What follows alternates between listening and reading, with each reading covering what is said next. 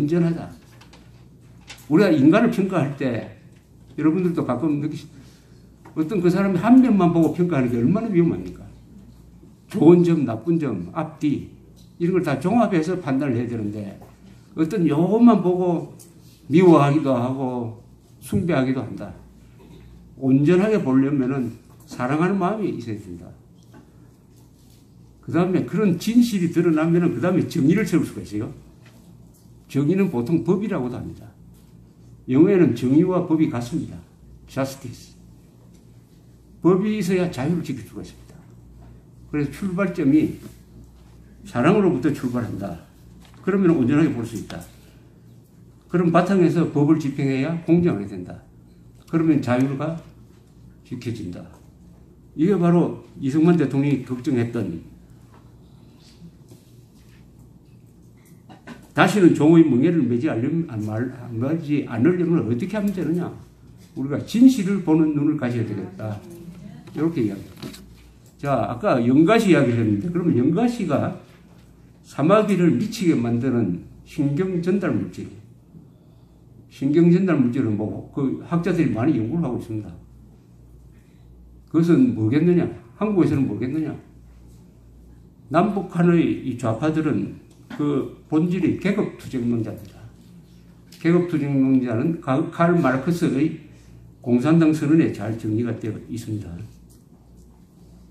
그 사람들이 한국을 공산화시키기 위해서 개발한 전략이 민족 공조입니다. 민족 공조.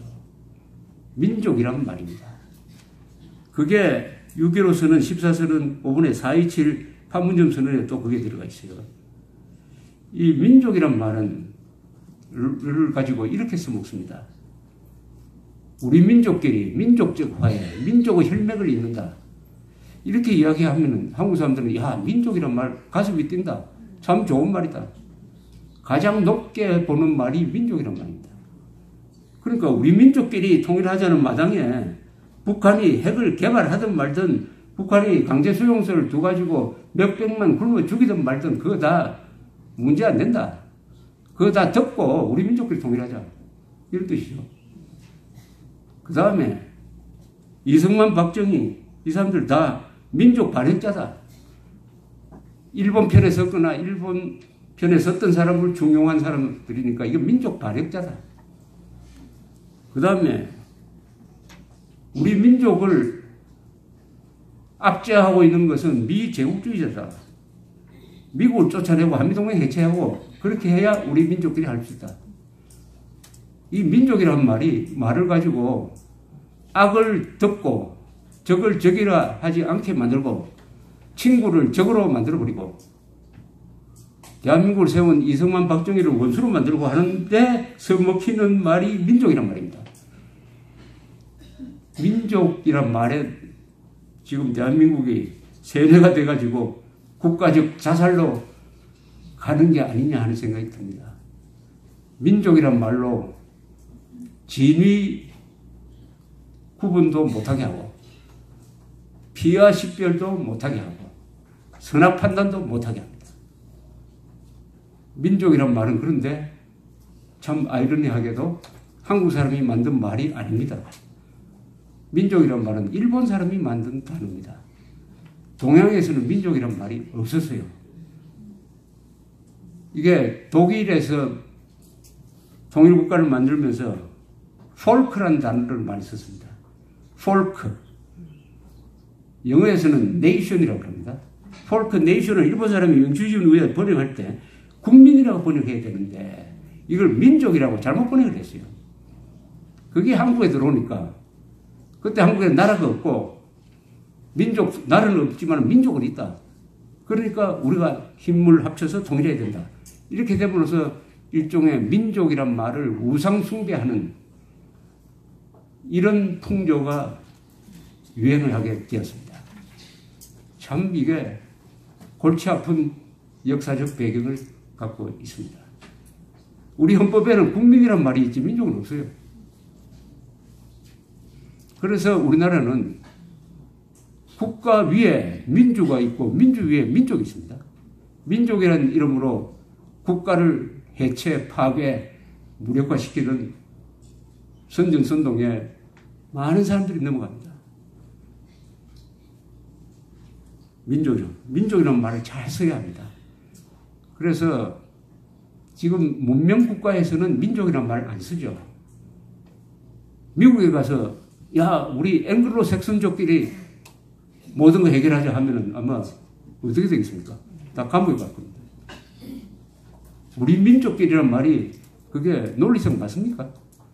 우리 민족끼리 통일할 수 있습니까? 우리 민족끼리 통일한다면은 중국에 사는 조선족, 일본에 사는 제1동포, 미국에 사는 제2동포하고 다 통일해야 됩니다. 그런 통일이 됩니까? 또 민족을 뒷받침하는 말이 단일민족이란 말이에요. 아니 한국이 단일민족입니까? 한국이 당군의 자손이 맞습니까 이거? 당군이 실제 하는 인물입니까? 그래서 이 사람들이 쓰는 좌익들이 쓰는 민족이란 말은 분석을 하면 그게 민족이 아니고 종족입니다. 종족. 영어로 말하면 race입니다. race 또는 ethnic이란 말로 표현할 수 있습니다. 우리 종족끼리 뭉치자. 이렇게 아마 영어로 번역해 놓으면은 한국은 세계에서 웃음거리가 될 겁니다. 웃음거리. 미국은 다민족 국가고 다 지금 다민족 국가, 다문화 국가로 가는데 한국이 있지도 않는 단일민족 이야기를 하면서 우리 민족끼리 반인류 범죄자도 품어가지고 사회주의 독재화하고 자유민주주의 적당히 섞어가지고 연방제 통일하자 이렇게 나오면은 이 한국은 저 어디에 있는 부족국가가 인종주의 선동을 하고 있다고 이렇게 나올 거예요. 그런데 제가 이렇게 설명을 해도 민족이란 말은 아주 힘이 셉니다. 그렇다면 이 민족이란 말을 어떻게 써야 되느냐? 이승만 대통령이 잘 썼어요. 이승만 대통령은 민족 이런 개념을 좋아하지 않았습니다. 국민과 개인이 있을 뿐이지 근대 국가에 무슨 민족이라는 게 있느냐. 다만 공산주의자를 무력화시킬 때는 저 사람들은 민족 반역자다라는 말을 했어요.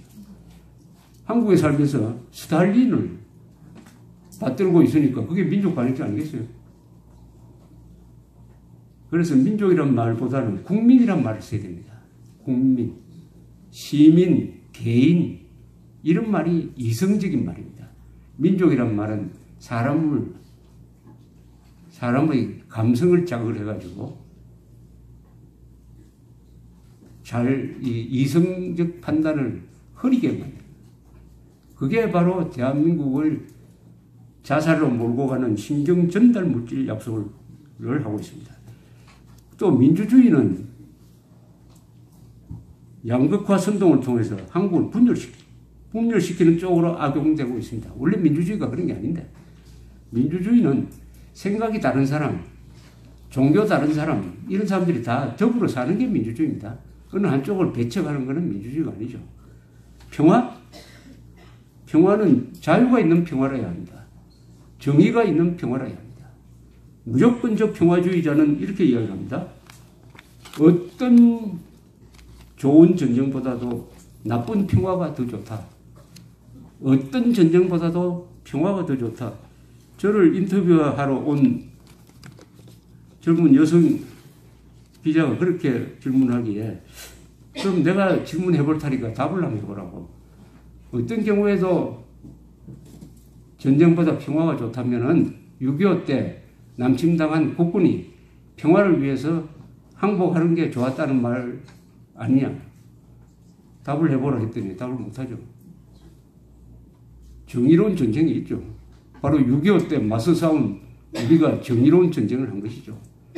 세계 역사는 전쟁을 많이 할 나라일수록 발전하고 거기서 산업이 발전하고 민주주의가 발전해서 지금 인류 국가가 되었습니다. 한국은 세계에서 전쟁을 가장 적게 한 나라입니다. 우리가 역사 교과서에서 잘못 배운 게 한국은 외침을 700 몇 번 당하고 어쩌고저쩌고 이러는데 한국처럼 전쟁을 적게 한 나라는 없습니다. 그게 한국이 발전 못한 이유 중에 하나입니다. 전쟁, 군사문화 장교, 나라를 위해서는 목숨을 바친다. 애국심. 이런 게 없는 나라는 아무리 잘 살아도 대한민국 같은 나라가 됩니다. 아무리 잘 살아도. 남북한에서 지금 북한 노동당 정권에 있는 사람들이 한국을 어떻게 보겠습니까? 한국에서 잘 먹고 잘 사는 사람은 북한을 거지 같은 나라, 어차피 망할 나라, 민족의 수치다. 이렇게 보죠. 김정은 주위에 있는 사람은 한국을 어떻게 보겠습니까? 살찐 돼지 같은 나라. 우리보다 경제력이 70배면서도 주한미군이 있어야 나라를 지킨다고 하고 주한미군 나간다고 하면은 매달리는 나라. 우리는 핵개발을 하는데 핵개발 하자는 이야기도 안 나오는 나라. 저거 주한미군 한미동맹 해체하면은 우리 핵무기 가지고 있고 남한에 우리 편이 있으니까 전쟁 안 해도 월남처럼 먹을 수 있다. 이렇게 봅니다. 그 말이 틀렸습니까? 야민, 바싹 마른 야민 늑대하고 살찐 돼지가 다행히 휴전선이 있으니까 섞이지 않는데 연방이 통일한다면서 휴전 다 없애버리고 같은 체제 안으로 산다면은 강도하고 처녀가 같은 방에서 사는 거 아닙니까? 그 길로 지금 가는 거 아닙니까? 이승만 대통령이 굳건하게 서서 다시는 종의 뭉이를 매지 말라. 속지 말라는 말로 요약할 수가 있습니다. 또 하나. 성경에 아무리 봐도 원수를 사랑하라는 말은 있지만은 사탄을 사랑하라는 말은 없습니다. 사탄과는 싸워야 되는 거 아닙니까? 사탄을 정의를 하기를 어떻게 이렇게 잘 정의를 했는지. 그자는 거짓말쟁이요 살인자며 지상의 신이다. 다 해당되는 거 아닙니까? 거짓말쟁이고 살인자고 지상의 신이다. 그런 세력과 우리가 맞서고 있는데 싸우지 않는다. 싸우지 않으면 자유를 잃습니다. 세상의 여러 가치가 있는데 목숨을 던져서 지킬 만한 가치는 그렇게 많지는 않아요. 예수님처럼 죄인을 위해서 목숨을 바치는 행동을 우리 인간들이 다 할 수는 없죠. 그러나 꼭 해야 될 게 하나 있어요. 자기의 생명을 지키기 위해서는 싸워야 합니다. 자기의 생명입니다. 자유의 생명의 핵심은 자유입니다. 자유가 없는 생명은 돌입니다. 돌. 자유, 이동의 자유, 언론의 자유, 비판의 자유, 사유재산권의 자유, 이걸 다 몽땅 합치면은 최고의 가치는 자유입니다. 그러면은 자유를 지키기 위해서는 그걸 목숨을 걸어야 합니다. 자유만이 목숨을 걸 만한 가치가 있는 유일한 겁니다. 자유. 그리고 자유는 워낙 고귀한 것이기 때문에 탐내는 사람이 많아요. 용감한 사람들만이 자유를 누릴 특권이 있습니다. 프리맨은 브레이브맨이라고 그러네요. 미국 국가의 맨 마지막 구절에 나옵니다. 자유로운 이 대지에 살고 있는 용감한 사람들, 그게 미국 사람들이라는 얘기죠. 용감한 사람들만이 자유를 지킬 수 있고 더구나 공산주의입니다. 핵 개발한 거 다 이거 목숨 건 겁니다. 그러면 그걸 저지하려면 우리도 목숨을 걸어야 돼요. 여기에 기독교가 할 역할은 있을 것이라고 생각합니다. 기독교에서 우러나온 자유가 오늘날 우리의 번영을 만들어냈습니다. 이것은 지금 살아있는 사람들의 땀, 눈물, 플러스 이미 죽은 사람들의 피가 합쳐서 만들어낸 것이죠. 싸워야 할 때 싸우기 때문에. 한국에서 8사단에 가면은 죽은 사람 명단이 있는데 18,000명이나 됩니다. 7사단 15,000명 돼요. 6사단 14,000명 됩니다. 한 사단에서 죽은 사람이 10,000명을 넘습니다. 그 사람들이 흘린 피가 적셔져 있습니다. 대한민국 어느 땅, 어느 한 평도 피 묻지 않는 땅 없습니다. 싸워서 지킨 겁니다. 싸워서. 오늘날 우리가 이렇게 잘 먹고 잘 살면서 이렇게 코로나로 몰려가지고 김정은 앞에서 작아지고 겁을 내고 있는 것은 우리가 잘못한 게 있기 때문입니다. 대충 3가지를 잘못했어요. 첫째, 공산주의는 절대 악이라고 가르치지 않았습니다. 공산주의는 절대 악입니다. 기독교에서 사탄을 절대 악으로 보듯이 공산주의는 절대 악입니다. 그 친구처럼 지낼 수도 있는 그런 존재가 아니죠.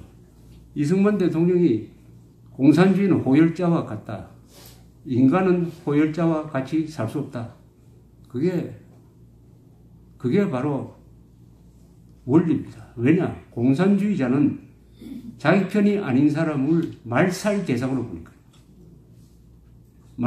괴멸 대상으로 봅니다. 절대 악입니다. 두 번째, 우리가 가르치지 않았던 것은 나라를 지키는 것은 우리 힘으로 해야 된다. 미국 도움 받으면 안 된다. 가난할 때 같으면 몰라도 우리가 이렇게 잘 사는데 우리 힘으로 나라를 지켜야 한다. 자주국방 의지를 심는데 실패했습니다. 안 했어요, 그냥. 그래서 편한 길로 갔습니다. 국방비에서 떼가지고 복지비로 쓰자. 지금 한국에서 일어나고 있는 가장 해괴한 일은 핵미사일 민방위 훈련도 안 한다. 사드 배치 수도권에 해야 되는데 중국이 싫어하니까 사드 배치 안 하겠다. 이거 아닙니까? 세계에서 핵폭탄이 떨어질 가능성이 가장 낮은 나라가 스위스입니다. 스위스는 알프스산 밑에 땅굴 파고 집집마다 방공호 만들고 해가지고 핵폭탄 떨어지면은 전 인구가 다 방공호로 들어가서 오랫동안 살 수가 있어요. 그러면은 스위스 사람은 바보 멍청이고 한국 사람은 너무나 영리해가지고 이렇게 사느냐? 혹시 100년 뒤에 이렇게 기록될 가능성이 없을까요? 역시 절대 무기인 핵무기에 대해서는 스위스처럼 대응하는 게 맞았다. 한국 사람들은 너무 머리가 좋아가지고 돈 적게 쓰려고 하다가 지구상에서 사라졌다. 이렇게 적히지 않을까요? 또 3번째 잘못한 게 있습니다. 이거는 좀 엉뚱하게 들리실지 모르지만 우리 한국말 중에서 한자를 없애버린 겁니다. 한글 전용으로. 여기는 기독교도 상당히 책임이 있죠. 성경은 한자가 쓰여져야 제대로 이해할 수 있는 거 아닙니까? 한글 전용으로 가다 보니까 한국의 70%는 암호 내지 소리가 되어버렸습니다. 읽어도 무슨 말인지 모릅니다. 그런 생활을 계속을 하면은 분별력이 망가져 버립니다. 의지력이 약해집니다. 의지력이 약해지면 세상을 바라보는 눈의 초점이 흐려져 버려요. 그러면 잘 속습니다. 이 세 개가 합쳐져 가지고 결론적으로 한국 사람은 머리가 제일 좋고 제일 잘 살고 하는데 속는데 1등이 되어버렸다.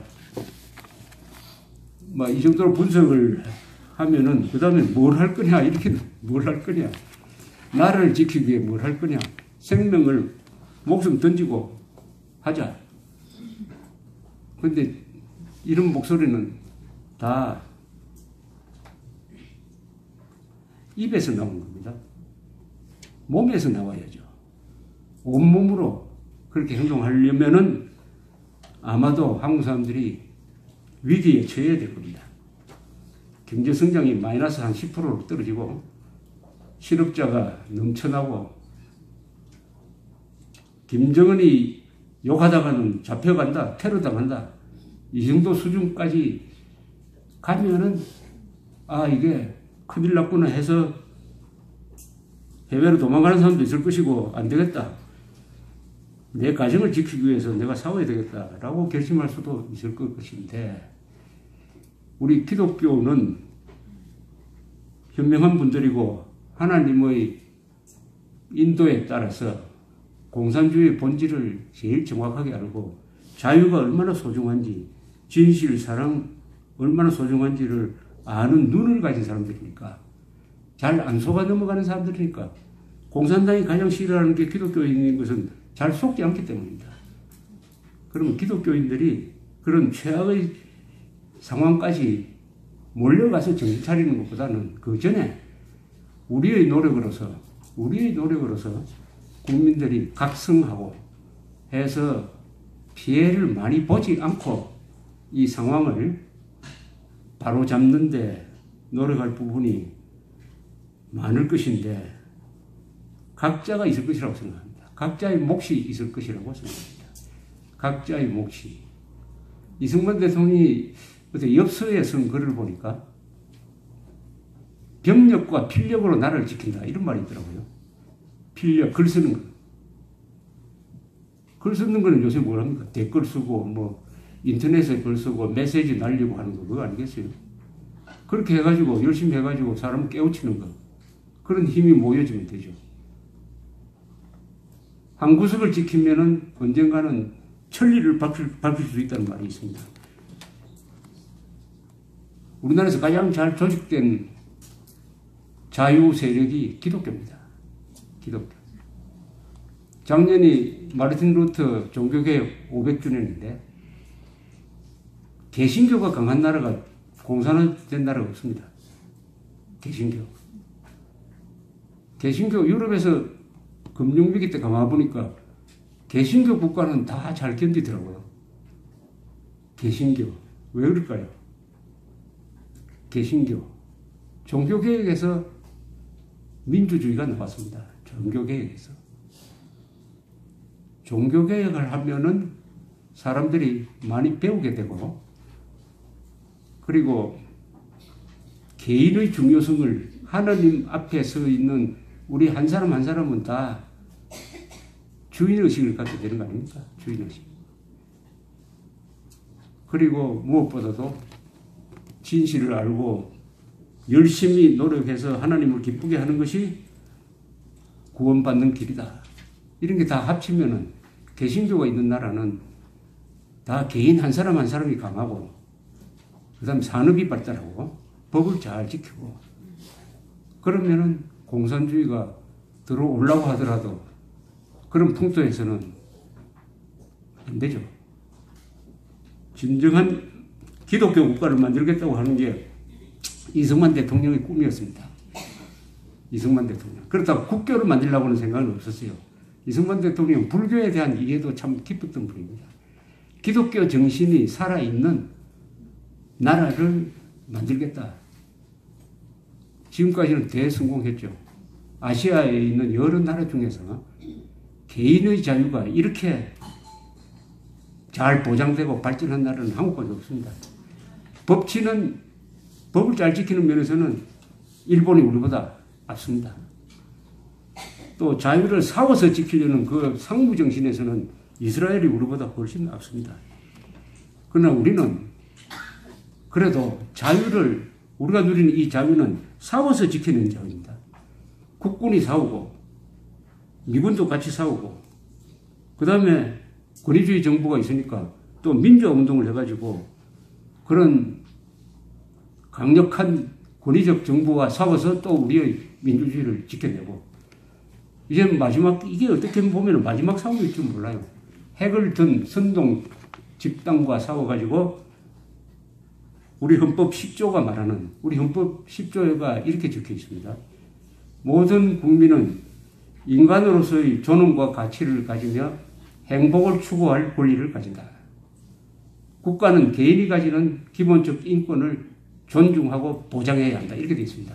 헌법 10조가 우리 헌법에서 제일 중요한 대목입니다. 한 사람 한 사람이 다 왕입니다. 한국은.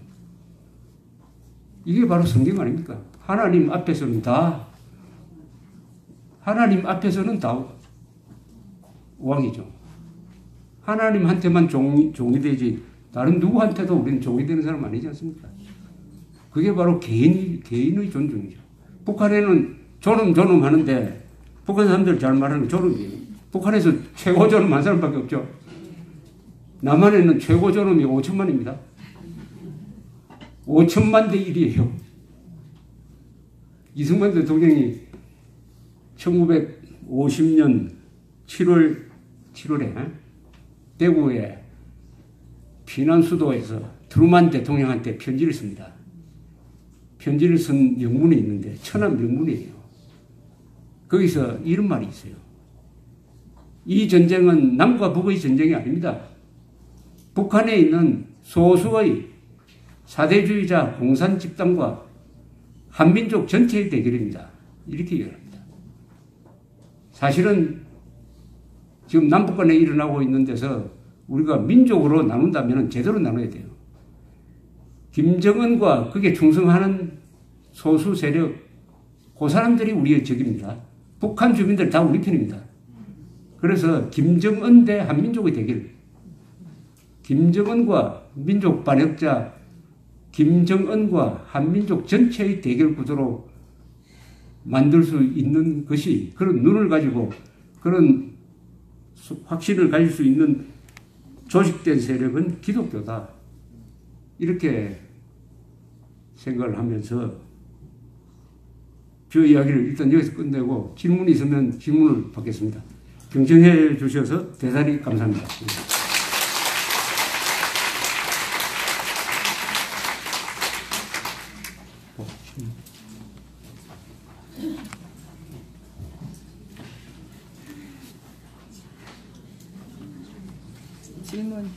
질문하시랍니다. 손을 드셨는데. 손들어, 저기.